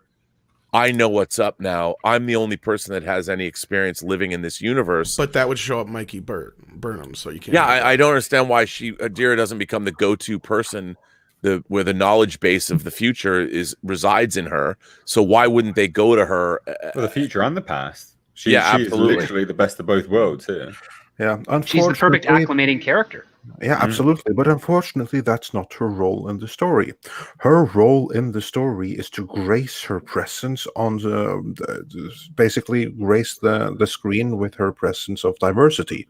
And her role begins and ends right there, insofar as we can tell. Because you're completely right. She should have been the acclimatizing character. And she failed completely. I mean, as soon as her memories came back, what did we see her? She's playing that lullaby on a violin, and she's talking to her ex-trans boyfriend, or I guess you can't say boyfriend, although trans friend, her trans friend, although trans assumes that you're going from one gender to another, so you're either a male or a female. But so her trans friend. Stop making sense. That becomes you'd think that with all of this knowledge base, she would walk onto the bridge and say, okay, I've got this sorted. Instead, here's these coordinates where Starfleet is. Go there. Yeah. Like I would think she would go to the bridge and say, set course 4. She's an admiral after all. Well, at least was an admiral. But I'd also say maybe it's like a flood of information. Like she can't sort it out, but she's like, okay, I know these are the coordinates. I know you can go here. And then I'm just kind of like, I will say throw her into a point where she's just volunteering information, just trying to process it. Because again, she's a human that's compatible with this symbiote for some reason. She's not technically genetically designed for it. So we could have a lot of fun story-wise with her just knowing so much, but also not know how to properly convey it. Sure. You could even have her speak other languages and be like, oh, I said something important there, but I don't know what language that was, and neither does Discovery, because it's from a different species, that, or some other thing, like maybe one of the Trills learned a different language that wasn't Trill, and that's what they spoke. And, you know, there's tons of things that you could do with this to either make it have conflict or make it have like a story progression for the crew, and they just brush that aside for a cello lullaby and ghost boyfriend, and then writing her off this episode to be debriefed and under medical at Starfleet headquarters. This show has broke my brain again. I don't know how many times my brain can be broke. Well, I guess what I don't understand about it is you would think, like, I would assume in a writer's room, and I have a lot of television writer friends, that if you're going to go 1,000 years into the future, that you would have a giant whiteboard that you make all of these assumptions. Like, okay, here's our 1,000-year in the future whiteboard. What would happen with all of we're going to come up with a situation, the burn, and then you would delineate everything. You would know every single thing about that future. So it would inform all of your stories so you could keep everything straight. But I feel like they didn't do that at all, and they don't have an idea about the future. They're sort of making it up as they go. And that's why we feel this way. We keep getting these stories that there's no single, I felt like every time they go to a different place, the future that they've created changes in some way. Like the first episode, we met with all these traders, and where are those people? You know, where Book comes back in next week's episode, but why is then the Earth so different from the Federation, which is so different from Trill, just because everybody is so far apart? I mean, they weren't far apart up until 800 years ago, or up until 150 years ago, till the burn. It doesn't make sense. The future just seems to change every episode, so there's nothing we can grasp onto that we can learn from and go, okay, so that's the way it is. Every episode's different. None of it makes sense. It's basically like, because they technically restarted the series with this season, they didn't plan out a season Bible. Like, what are the details, parameters that we have to stick to for each episode to keep it consistent and grow the story along? Usually you don't have to do that in the third season. You do that in your first season, and then you refine it as you go. But in this case, they pretty much have had to have done that, but I think they only did was a whiteboard, and not even a proper size whiteboard, like the one you put on a fridge. They just wrote a couple of notes, said, okay, refer to that, and then just hit the ground running. And all we're seeing is them stumbling over each other, trying to show us some sort of version of a future that doesn't look all that far advanced and doesn't look all that different than what we would expect it to be, given our own experience with science fiction. Well, and I'm going to speculate here a moment. And I think what we have is some showrunners and writers and other people who know they're under the gun now, because in the process of the last season and this one now, we've had the remerger. And I have a feeling like they're really expecting them to produce. And the quality of Star Trek has gone so bad so fast, and they can't even deny it anymore, because they go out there and every season they're like, oh, we're fixing it this season. It's going to be more optimistic. It's going to be more like Trek. It's going to be more this. You wouldn't have to say those things if you weren't basically admitting that you fucked up in the first place.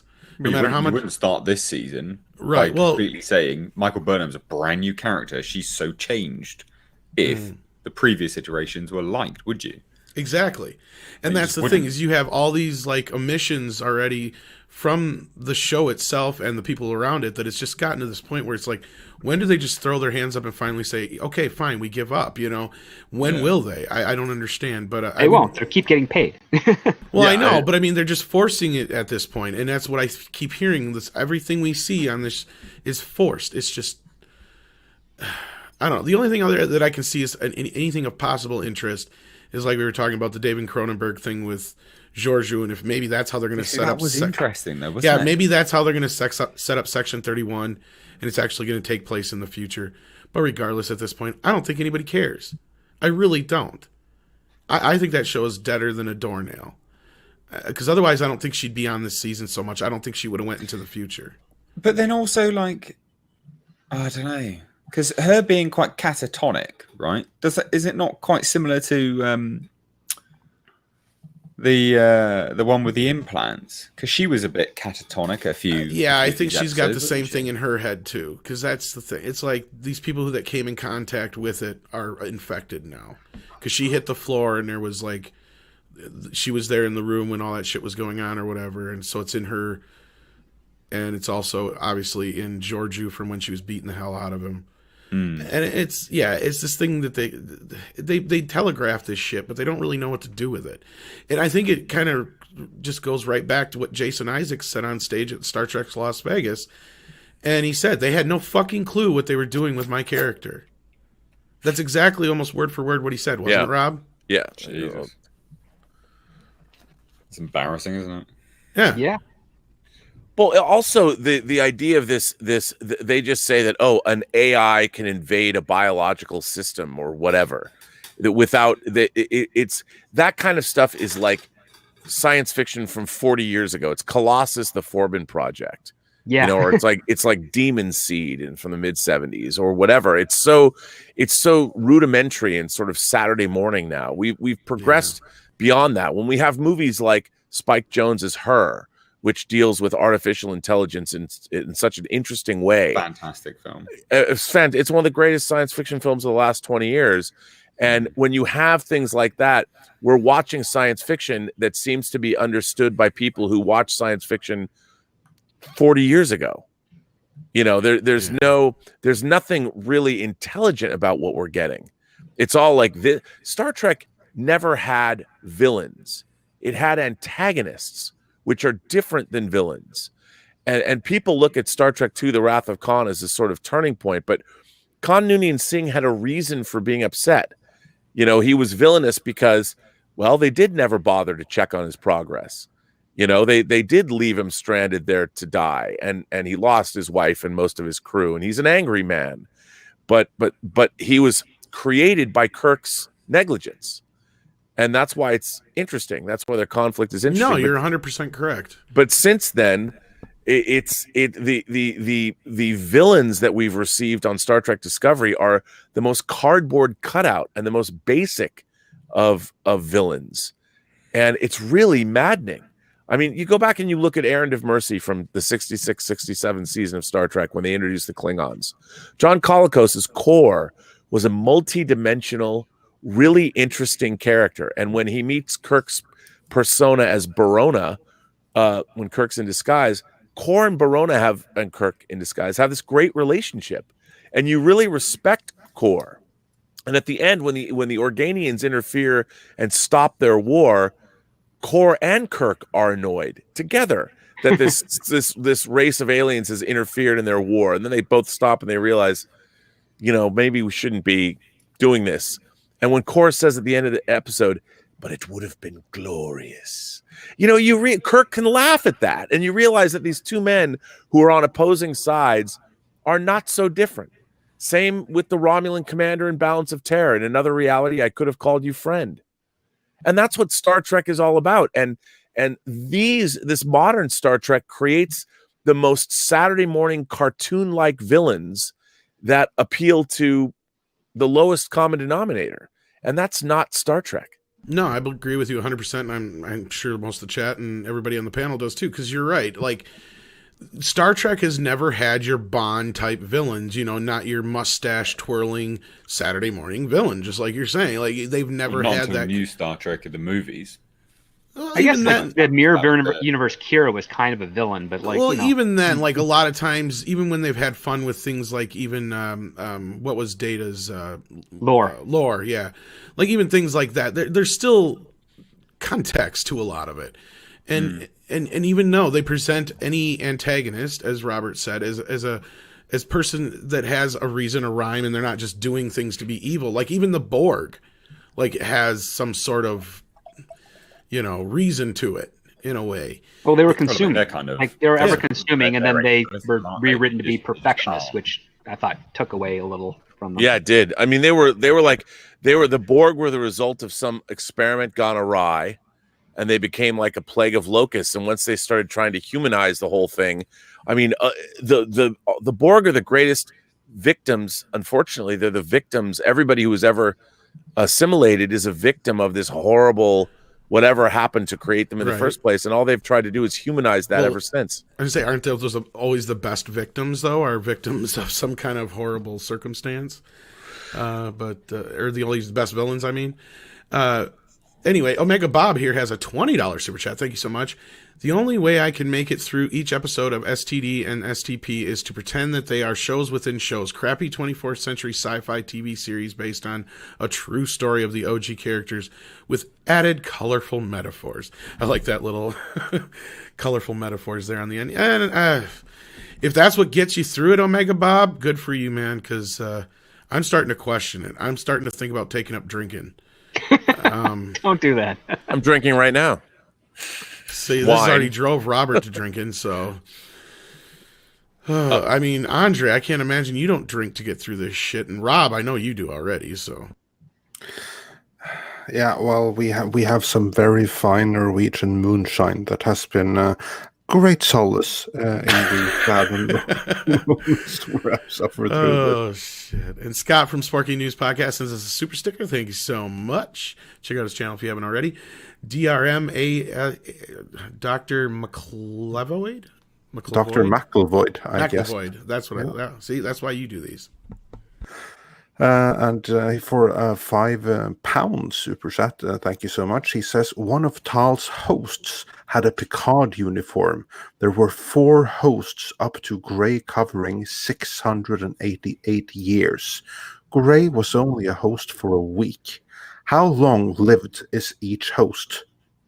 I think that depends, but some of them would have evidently have been exceedingly long-lived, Yeah. and the current one has all the memories, so there's no excuse for not giving a detailed accounting of the last 688 years, which would cover the bun. Yep. Right. Absolutely. So, yeah, that's pretty hopeless. And since we are on Super Chats, Eva Jantz says, for a show called Discovery, they hardly discover anything. So true. We've brought that up I don't know how many times. And they keep pushing that in this season like they're trying to pretend like they're discovering something, but they're not really doing anything. They were just told this episode that the Federation and Starfleet can't afford the luxury of exploration, so good luck with discovering anything this season. But what's interesting about that is why is that the case? I mean, you have all these ships there. They didn't blow up. Every place else we've seen has had wreckage strewn about, you know, and they've if this hub, this Federation hub, they seem to be knowing what's going on in the galaxy. And I understand why they're not exploring things, but what are they doing exactly? Yeah, I don't know. Well, probably just go Running day by around day, looking for weren't they? trouble. And are they just Starfleet? You'd think that they'd be coordinating. Obviously, if an admiral was leaving Earth to go back to Starfleet, why aren't they in contact? It's like, did nobody ever think that, hey, why don't we build subspace relays again? If all the subspace relays have gone out, how long does it take to fabricate a new one? Yeah. You know, we see in Star Trek the Motion Picture in Epsilon 9 is this gigantic, massive relay station. And are you telling us that all of those is Epsilon 9? Every Epsilon 9, was it destroyed? And if it was destroyed, you've had hundreds of years or 150 years to build new ones. With that kind of technology, why aren't they building subspace relays and talking to everyone around the galaxy? It makes no sense that they're not. Heck, they wouldn't even have to build it. They've got advanced holographic technology that could probably replicate the exact same thing. Put a holographic buoy, have it project a subspace relay to do the job, and boom, you're done. Right, exactly. And that's another thing. The technology they describe is incongruous with this dystopian future of the Federation. We actually have an answer to that by way of super chat from William Jones, who says, the writing is not smart because the people are not. Remember what I said about Klutzman and the little yellow bus. And while we're on that, just to get finally caught up, Stubble McShave, who is evidently a fellow Norseman because he sent 50 Swedish krona. Tack så mycket. That was me butchering Swedish. He's a good man, Stubble McShave. Yeah. And he says, I gave up on STD after 7 episodes, and I'm now enjoying it much more by hearing you dismantle it. It's much more stimulating than actually watching it. Yeah, just that. And with that, I believe we are mostly caught up. I stand corrected. Hyde 1352 also says, book they explains Borg well. David Mack's Star Trek Destiny. It links all series before Discovery and well. Burnett, you're familiar with Star Trek Destiny, aren't you? Oh, it's David Mack, who's a consultant, I believe, on Prodigy, Star Trek Prodigy. He also wrote a story, came up with a few stories for previous Star Trek. He's one of my favorite Star Trek novelists, and he wrote a trilogy called the Destiny Trilogy. That's amazing. It's a post-Dominion War. If you read Star Trek novels, and I do, there's a whole continuity post-Dominion War, post-Voyager's return to Earth, that deals with everything that's going on, and they've done a really good job. They did about 10 years of books in this post-continuity, and the Destiny Trilogy is amazing. It's great Star Trek, it's great science fiction, and it deals with a Borg invasion of the Alpha Quadrant, but it's 7,000 Borg cubes. But it's also dealing with the where did the Borg come from, and it's not just a Borg story. It's a sprawling, epic science fiction story. And if you are a fan of Star Trek, I cannot recommend that series of books enough. As a matter of fact, David Mack wrote a 2-volume Mirror Universe story, Sorrows of Empire and Rise Like Lions. That's amazing. And when the frustrating thing that I have is, as a fan, when you read these kinds of books that they're so thoughtful and they're so well, they do deep dives into the lore, you wonder, why aren't the TV writers doing this? Or at least, why aren't the TV writers reading David Mack's books and just strip mining them for their ideas? That's what I would do. I mean, I think David Mack's 2-volume Mirror Universe series tells you everything you need to know about the Mirror Universe. It's owned by CBS. Just rip it off. I mean, he's already a consultant on your shows. Why not go to him and maybe give him a few scripts to write? Yeah, at least throw him in the room and be like, "Hey, okay, help us work out a season." Right. And get it down there. You'll still make money. Kirsten Beyer too. I mean, Kirsten Beyer is a really good Star Trek novelist. She's a producer on the show. I'm sure while she's getting paid, it must be maddening for her to try and deal with these kinds of things. As somebody who's steeped in Star Trek canonical lore, that she has to. I'm sure she raises her hand and is like, "Excuse me," and she's dismissed because someone worked on the Vampire Diaries or something. Well, I was told by many people many times in different situations that are close to around writers like Script and so on that have said, if you want to work on Star Trek, the last thing you do is tell them you're a fan, because they will not hire you. And that is because they don't want to deal with the baggage a fan comes with. And I'm sure she's smart enough to know that if she speaks up in those kind of situations, she's not going to last long. I guarantee it. Like, that's probably the only reason they're still there. If anybody's a fan, and those are the people who generally tend to like reach out to us and stuff in so many words, because they love these shows. And I'm not saying it's just writers or anybody like that. I'm not insinuating anybody is. I'm just saying that, there's people that work on the show that do care about Star Trek. They do care about, canon, and they don't like what's happening. And we've been pulled aside by them. We've gotten messages from them, what have you. And we've been told, like, we hear you guys, we agree with you, and we don't like what they're doing. And they're doing pretty much exactly what you guys are saying they're doing. And we had Kurtzman confirm that now finally for us. And it just, when you put your agenda before your story, or, you say your famous saying, Robert, where it's, if you put your universe before your characters, correct? Yeah, well, it's the Burnett axiom is you can never put your universe before your characters and your story.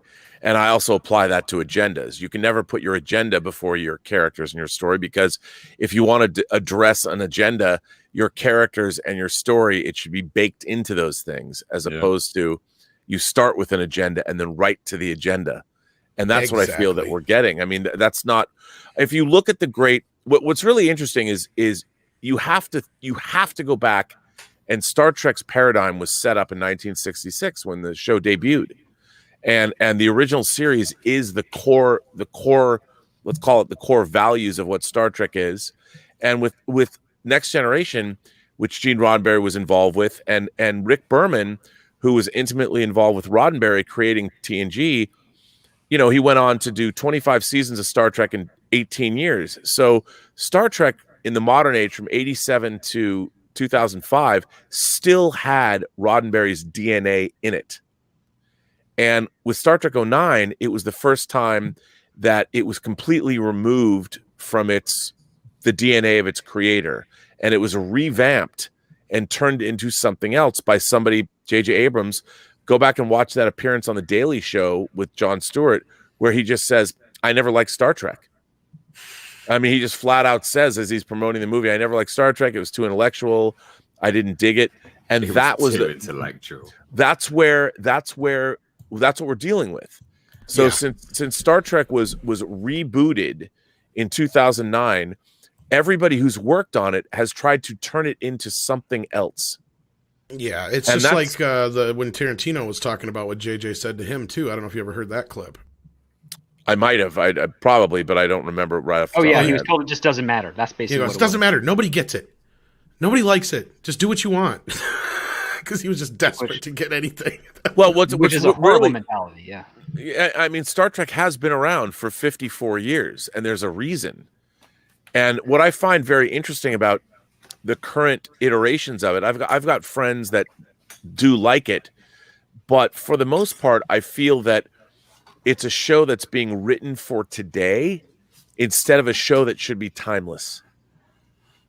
And when you go back and you look, aside from the fact it's black and white, you go back and you look at these shows, whether it's Outer Limits or Twilight Zone or Star Trek, these are shows that were written to be timeless stories. Even Andy Griffith. Absolutely. Leave It to Beaver. While sure, the era in which they were made, but you go back and you watch Brady Bunch or Partridge Family, all of these shows still work. The Lucille, I Love Lucy. Yeah. I Love Lucy. Yeah. I mean, these are shows that sure they're colloquial, so and they're the color, the black and white or whatever, but they still work because there's a universality to the storytelling. And I feel that one of the things Star Trek Discovery feels like every other week that goes by, it's horribly dated. You're right. I agree with, and I get what you're saying, because even, outside of the certain episodes where they'd have like some, topic or celebrity that was of the time, almost every one of those shows, especially Star Trek, you can watch now, and regardless of how quote unquote hokey some of the effects may look, the story still resonates. The characters are still great. You can get invested in it. And sure, there's some people who are like, oh, it's slow and boring and blah, blah, this and that and the other. That's fine. Like, go watch Star Wars then. That's obviously more your speed. That's the way it's always kind of been. It's like Star Trek isn't for everybody. But again, you brought up other great points, and those shows are all evergreen for very good reason, because they didn't try to be like relevant to the time. They didn't shove some like current day agenda in there that it was like so blatantly on its face that they were being like, like they are now with all the bullshit. And again, like these episodes lately haven't been so full of an agenda, but at the same time, I do feel a lot of it creeping in. Mr. H has brought up the whole, the right turn or the left turn and the hard left. The hard left. That's what it was. Yeah. And then I still can't get over that. And I can't help but feel like the certain elements of this episode were commenting on when this episode would have been made at the time, the early parts of the, thing we can't mention here on YouTube. So I kind of feel like they do allow too much of the current day to enter into it. And again, you're right. These episodes are starting to feel like they were filmed months and months and months ago, or if not a year ago. Well, and we kind of ran into the same thing with season 1 and 2 with the whole, Orange Man bad kind of thing with the first season, and then the crap in the second season and so on too. Well, evergreen is a 9-letter word in Hollywood. It's a 9-letter word in Hollywood, evergreen. You can't market anything when you're pitching something that's going to be timeless, because they're like, well, then how does it relate to today? It's like, well, because it's timeless. It should relate to today, should relate to last year, 10 years ago, and hopefully 10 years in the future. and they're like, oh, that doesn't seem too relevant. It's like, you don't get what the words you're saying, sir. Like I've been in pitch meetings, I've talked to producers and actors who just, they're all about the now, and they're all about what it can do for them, which I understand that part, but they just don't understand the value of playing the long game, getting a lot of money now from the popularity, and then getting more money later over many, many years because people and new fans discover it and buy into it. Well, you think about, like, I'll give you an example. 2 movies come to mind: Back to the Future and Die Hard. Back to the Future is 35 years old. Die Hard is 32 years old. Those movies work as well right now as they did when they came out. I'll go a step further there, Robert. Alien. You know what, Mr. H? Timeless. Alien is a perfect film.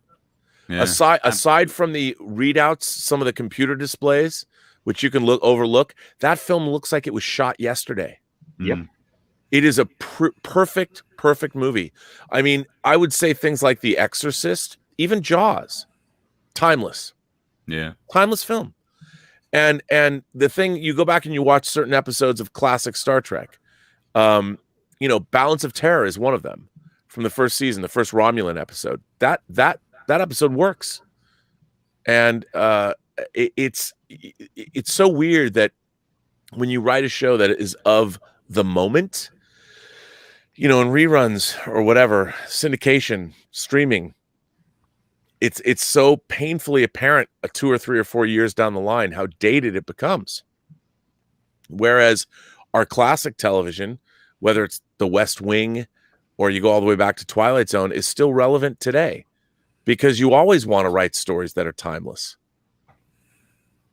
Well, and it's funny to hear scripts say that because I've noticed this penchant for Hollywood now to make everything a time period film and set it in the 80s or the 70s or the 60s and the 50s. Why? Because it's so much easier to get away from the conveniences of modern day.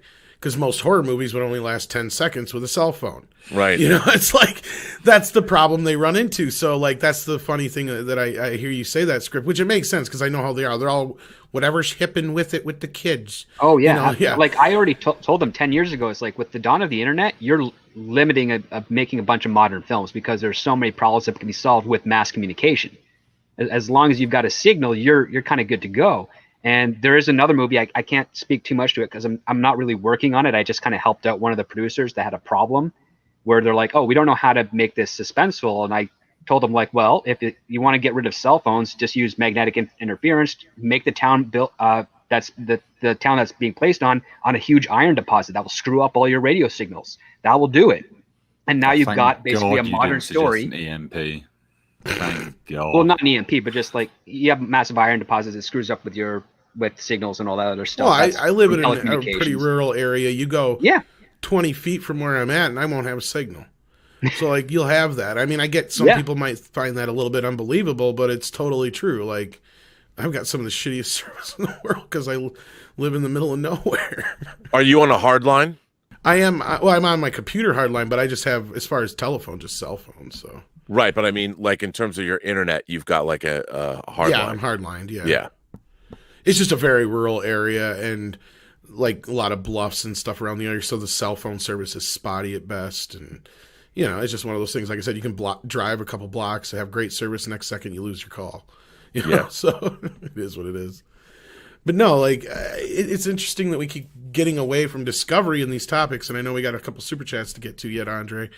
But that's the problem with the show is that it's so fucking boring and stupid that we can consistently go to other things that are better to talk about. Yeah, that does not take much to get better.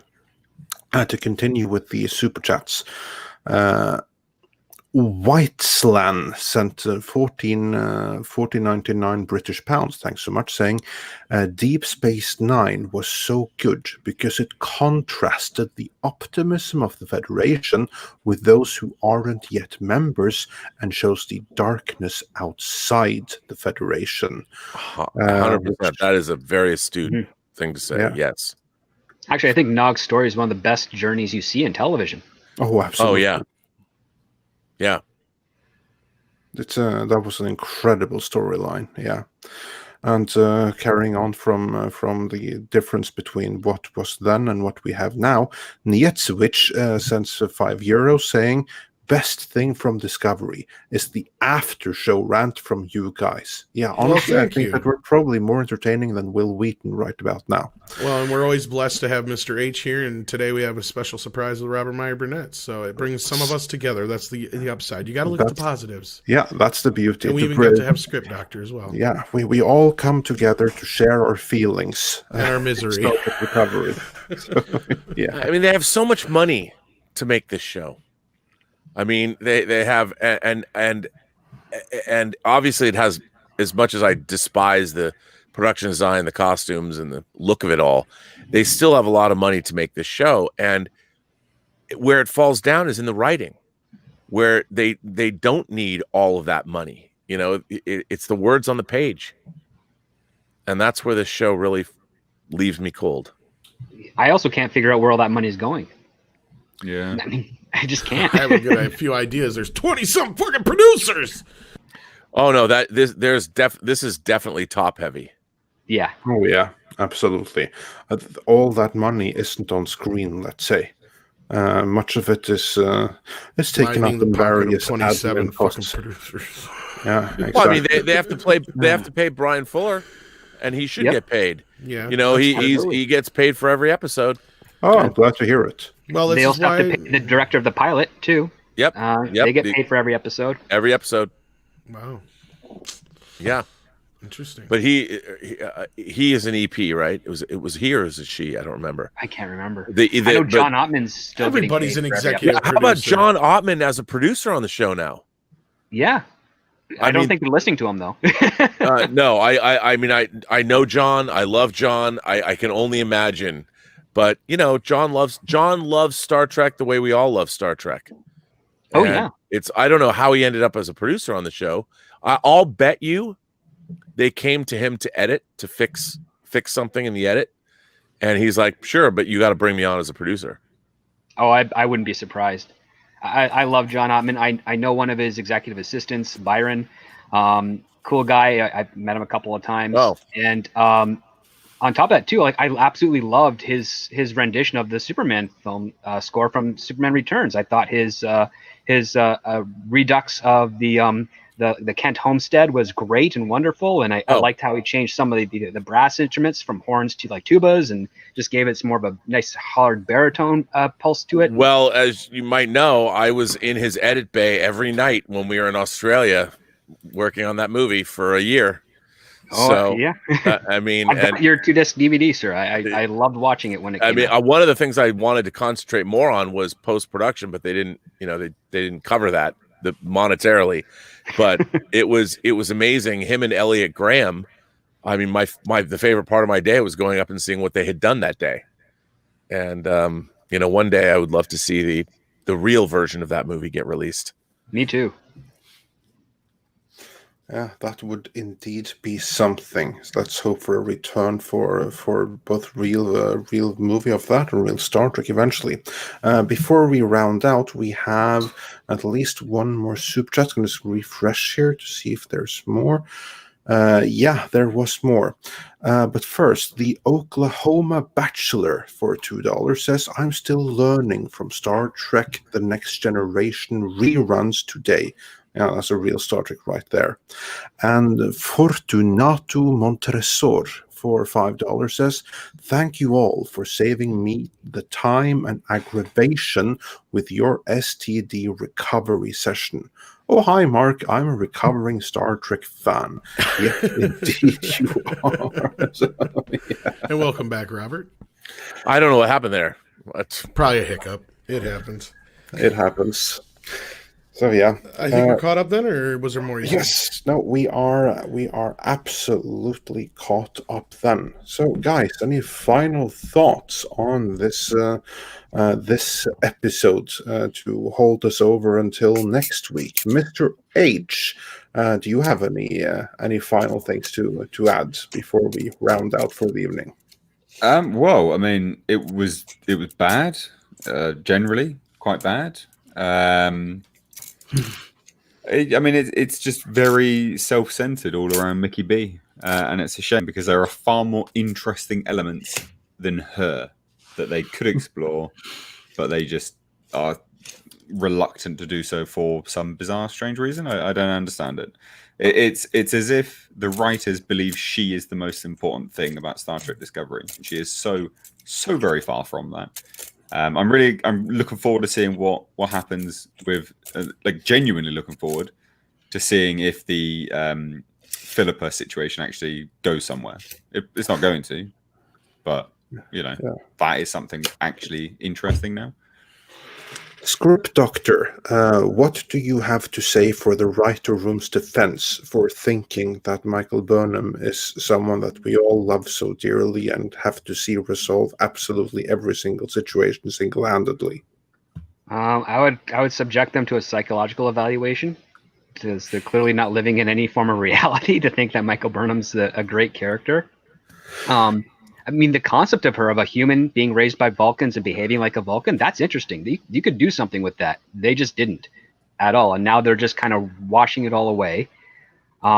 It's frustrating to see her put in situations that we know she's not suited for, yet she pulls out a win every time. There's no challenge to her. There's no challenge to any of her convictions or anything of that nature. It's just like, oh, Mikey will solve it because Dr. Culber says she can do it, or Tilly says she can do it, or Saru says she can. It's just, or the Trills say that she can mind meld with. Yeah, like what's going to happen next? Like she's going to take another Trill symbiote on herself and then teach that Trill how to be more of a Trill than her. Like I don't get it. It's just very peculiar. I would never be writing a character like this. I just couldn't do it. I couldn't fathom only having one character, literally putting all your eggs in one basket. Literally, that's what they're doing with this character. Everything's on her, and it's just it's boring. Robert, I saw that you put out a choice tweet on that a couple of hours ago. Is that a tweet that you would care to share with the rest of the audience before you share your final feelings? I'm not sure which tweet it was. Let's see if I can find it here, because I thought it was... I saw it as well, yeah. It was maybe absolutely between the two of us. brilliant. Oh, that Michael Burnham has become my most hated television character of all time. Yeah, that's the one. And here's the thing. I really like Sonequa Martin Green. I like her as an actress. I like her as a performer. I think she's a beautiful woman. I think the camera loves her. I love her new hairstyle on the show. But the way that she is insubordinate to every superior she has, the way that everything that goes on, she steps in and says, that's not what we should be doing. We should be doing it my way. I'm like, how can they let her down as an actress who's a capable actress, who's a beautiful woman? How can they let her down this way by making her into a character that, I mean, she meets the head of the Federation 1,000 years in the future. They've met for 5 minutes, and she's already telling him what he should do, the decisions he should make. And it's funny because I think this is peak modern age, where no one respects their elders. Everybody thinks that they are special. And she's written as if, I mean, everyone makes fun of her. She is Mikey Spock, whatever. But when you write a character that is just insubordinate to the head of Starfleet from 1,000 years hence, there's no curiosity in her. There's no like, so tell us where we're at. What's been going on for the last 1,000 years? No, she immediately steps in and she's like, we should be the ones that tell you what to do. I write this and I'm like, this is our modern age to a T, where everybody thinks they're special. Everybody thinks they're unique. Everybody thinks they should have the world be the way they want it to be. And that's not what Star Trek is. The first thing a Star Trek character would say to the head of Starfleet, to Oded Fair, where are we at, man? What happened? What's been going on for the last 1,000 years? Please tell us, help us understand. Not with her. And to ask for help, to ask us to say, we have 1,000 years of catching up to do. Can you help us do that? That's what a Star Trek character would do. not tell the head of Starfleet 1,000 years from now what he should let them do. I mean, it's unbelievable to me. And I hate that they write her that way. I hate it. No, and that was one of the points I brought up, that I felt like she was extremely this whole episode was just like totally. It was like, why even bother having Saru? I think that was what I said. Went into this long rant. I'm like, why even bother having Saru be the captain? You clearly want Michael Spock to be the fucking captain. Just make her be the goddamn captain then. Get over this. Because you're wasting good characters. You're wasting our time. You're force-feeding us this character for no good reason. It's like if, it was like if they made TNG now and they were trying to force, Riker down our throats as the main character when it's clearly an ensemble cast. It just makes no sense. I don't get it. Yeah, pretty much. Tom and Rob, any final sharing? Well, that was pretty much my final thought then. So, Rob? Okay, fine. Rob, then. Anything you want to share before we go out? I hate this show. I really do. That's it. That's all I got to say. And with that, I would like to thank everyone in the comments, everyone who's been watching for watching and enjoying our suffering. Hopefully, you found some health and relief. A lot of you hung in there or the maybe whole time. Or maybe a good laugh, if nothing else. And also a big thanks to all our panelists, to Mr. H, to Script Doctor, and also to Robert Meyer Burnett. It's always a pleasure to have you on when timings work out that is possible. So we absolutely love your expertise, and we love hearing your criticism, because when it comes from you, then it really comes from a place of authority, which is something no one currently working on Star Trek really has when it comes to Star Trek. This is what Unless you're Michael Spock. I'd also like to give a shout out to Mr. H. I do really watch his streams all the time, and it's been an honor not just to be on with all of you guys, but to be on a stream with Mr. H, because he's like a celebrity in my mind. I watch him.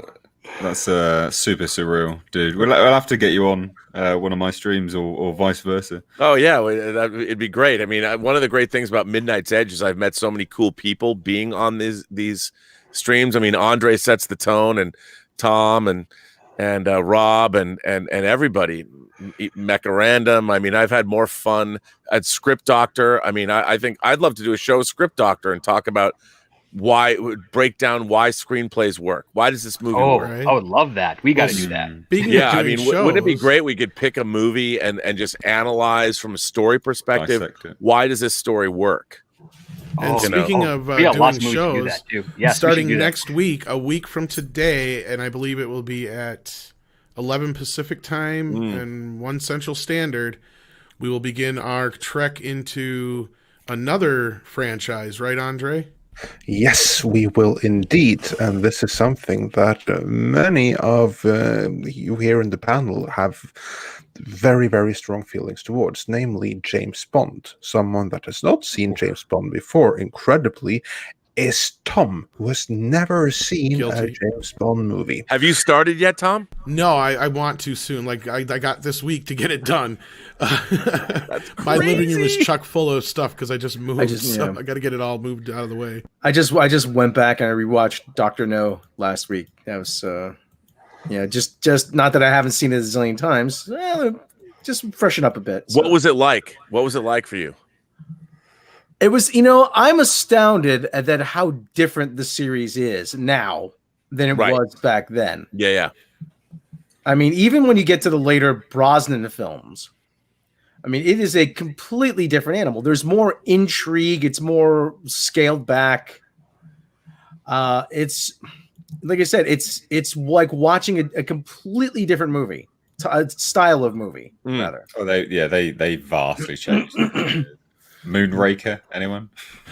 We've been doing on my the show I do with my girlfriend, whining about movies, because there's no time to die this month. We decided to do a series of Bond films, one film from each actor that played Bond. We did Spy Who Loved Me last night. We're doing Living Daylights tonight, and you're absolutely right. I mean, to see Bond in the 60s was a trend-setting franchise. Mhm. And then by the time you got to the 70s, it was chasing trends. Live and Let Die was chasing the blaxploitation trend. Man with the Golden Gun is got chasing martial arts movies, Bruce Lee movies. And it wasn't until you really get to Spy Who Loved Me where it sort of set a tone for the 70s. It became epic again. But then they were going to make, at the end of For Your Spy Who Loved Me, it says, James Bond will return in For Your Eyes Only, but because of Star Wars, they chased Star Wars with Moonraker. Yeah. And then we had to wait until 81 to get For Your Eyes Only. And it's a very and Quantum of Solace was chasing the Bourne films. They're like, we have to cut this movie like a Bourne movie. And even though they didn't shoot it like a Bourne movie. Well, it's even the violence from James Bond. It is exactly a Bourne movie. The sort of jackhammer, I'm just going to pick up anything to beat anyone with anything. You know, that is Bourne.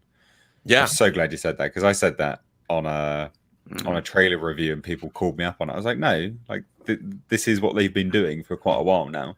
Yeah, it was so funny that Casino Royale was a really I love the reestablishment of the franchise. But then with Quantum of Solace, I'm like, wait a minute, you can't. They bring in Stuart Baird or whatever to cut that movie like it's a Bourne film. They make it a Bourne movie. It was during the writer's strike too, so they couldn't rewrite the script. But the feel of it is totally different. And I'm an apologist. There's a lot of Quantum of Solace I like, but I hate the way it's cut. You can't enjoy any of the Bondian elements because every frame is cut so fast that they've like the plane chase sequence, and then they parachute into the water. You don't even, it's incomprehensible the way it's cut, and it's too bad.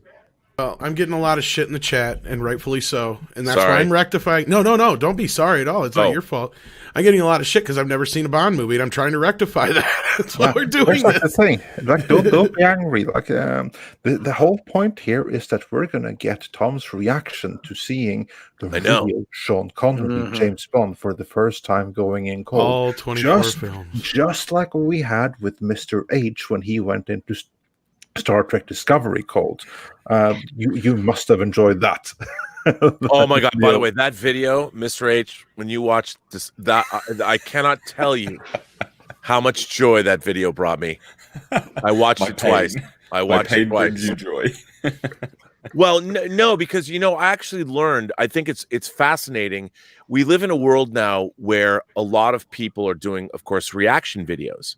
And one of the things that I've really enjoyed is delving into seeing those young people, but watching people who have never seen these things before come across them. And it's really interesting to watch because I think there's a lot to be learned as a creator and somebody that wants to learn how to write, to see how these people respond, how people, not just you, but everybody, whether it's music, whether it's video games, whether it's movies or television, it's fascinating to see people experience something for the first time. I love that. Yeah, I had great fun cutting together or deciding how Tom should cut together that video, to be precise, especially like that thing towards the end. At the beginning, I was really happy with that, just to set the tone for the whole thing. So, well, because there's a truth. There's a truth. Mr. H's response had a truthfulness that you cannot get otherwise. And how does something that we've all seen, but if someone has never seen, if someone's coming to it for the first time and has a cursory knowledge of Star Trek or whatever, feel about it, you can't deny that response. There's a truthfulness in it that you can't get otherwise, and that's your truth, Mr. H. Oh, it was my truth too, but I you reaffirmed what it was. It was a confirmation bias still, but I still loved watching you experience it because you asked the same questions I'm still asking myself, and it's Well, that just affirms it all, doesn't it? It's just a sort of doubling down. You were right. But still, the questions you asked were questions that they should have been asking in the writer's room. Yeah. Your questions are valid 3 years after the fact, and it's too bad that these are questions that the writers should have been asking themselves before the show was scripted. Yeah, writers do ask themselves questions. Now, if anyone who is a Star Trek fan wants to get a little a little taste, and it's only a little taste of what a writer's room is like, check out the Deep Space Nine documentary, What We Left Behind. They show you a little bit of what a writer's room is like. It's very little, but it definitely gives you an idea of like, yes, they're asking questions, they're throwing out ideas, they're questioning ideas, they're in a conversation, and they're writing the stuff they like down. And anything that they don't like, they'll be like, okay, can we make this work? No. Okay, we'll throw it out. We'll go something else. And I don't think we're getting that behavior, or at least that type of relationship with the writers for Star Trek Discovery. And given the fact that they've been in lockdown this year for writing season 4, and they have to do it through Zoom and all these other types of communications, you're looking at a far greater disconnect than what they've had prior. So we can only stand to see season 4 being far worse than what we're getting in season 3 as a result. I have a question. Do you guys think at the end of season 3, the Discovery stays in the 1,000 years in the future, or does it go back to its own time? Oh God, I hope it stays. I think it stays, yeah. They have to, or at least stay. it stays, or it gets upgraded, or blown up, or goes missing, and they have the Discovery A.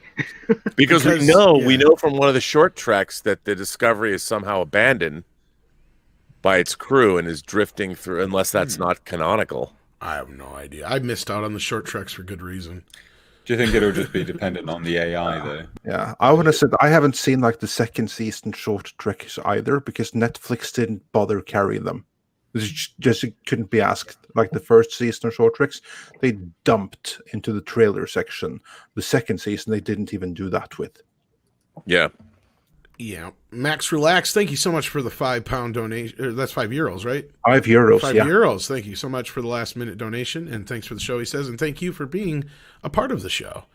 Thank all of you for listening, and of course, as always, thank you, Mr. H, our illustrious guest, as well as Robert Meyer Burnett, a surprise guest as always, but a welcome one. And of course, Script Doctor for popping in at the last minute. We appreciate that as well. And Rob, as always, of course, for being here. And I leave it to you, Andre, for your final thoughts and to take us away. Absolutely. I just want to say, everyone, thanks for joining. Be sure to subscribe to every single one you're seeing on screen. If you haven't done so already, go check out the Network, absolute best channel in our area of the internet, Script Doctor, for some amazing insights into the script process and also some very, very detailed takedowns of various things, so do check that out. And of course, our good friend Mr. H Reviews, who is relatively new to Star Trek Discovery, but he is the authority on all things Hellraiser, for instance, among many, many other things. So go check out his channel as well. You'll be glad you did. He'll tear your soul apart. Yeah, exactly. Sorry. And also be sure to check out Mr. H's readings of the Boom Hellraiser comics, co-written by Clive Barker himself. They're amazing for those of you who like audiobooks, so do check that out. And with that, I would like to say thanks again to everyone watching. Have a great good morning, good afternoon, good evening, wherever you are. Good night.